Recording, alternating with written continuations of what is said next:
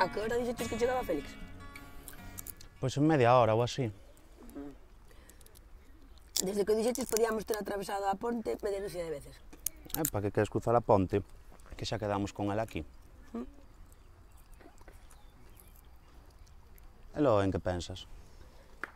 Pois que estaba intentando imaginar a antiga vía do tren convertida en senda verde ata Pontevedra. Non che gustaría? Gostaría, sí, pero parece que hai xente que non lle parece boa idea. O que deberá haber é xente que exixa as cousas razoables, pois con forza, sabes? Porque onde están os nosos políticos da Xunta? Ai, non empeces, Mariña, sempre levas todo o terreo da política. A ver, digo que o PP algo bo faría neste tempo. Mira, aí atrás fixo unha pista de petanca moi chula.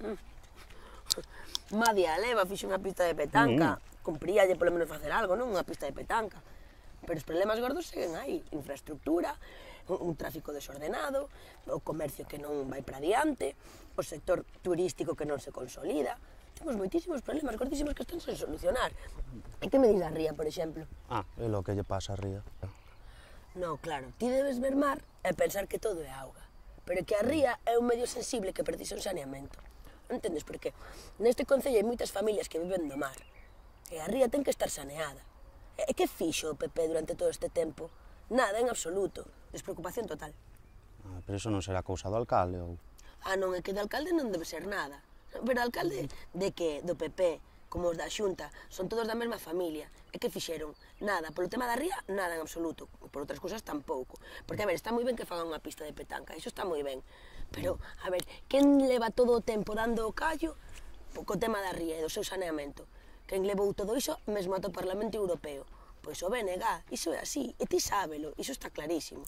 A ver, porque aparte, todas as familias que neste concello viven do mar, mariscadoras, mariñeiros, pois todas esas familias están preocupadas pola situación da ría, e que siga habendo traballo, sabes, no futuro.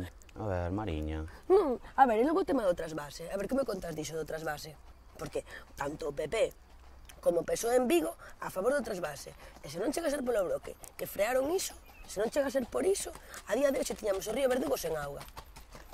Xa sabía que me ibas botar o speech, é que estás desatada, Mariña, non é que te aguante últimamente. Mira, a mí non me ten que aguantar ninguén, que xa me aguantou soa, sabes? Iso por unha banda, e por outro lado, eu digo que me dá a gana e o que me peta.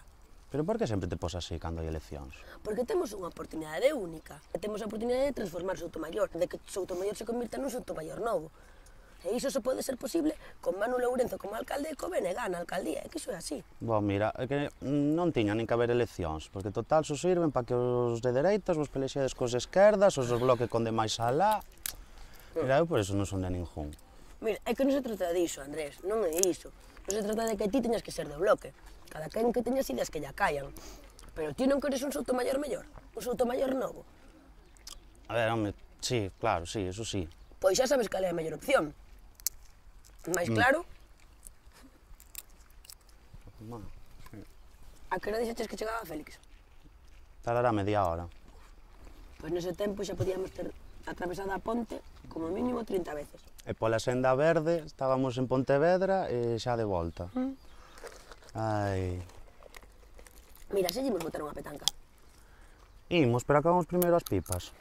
Venga, va. Ainda quedan. Oiche, seiche dicir unha cousa. Vou botar o bloque, sábelo, non? Así me gusta, Andrés.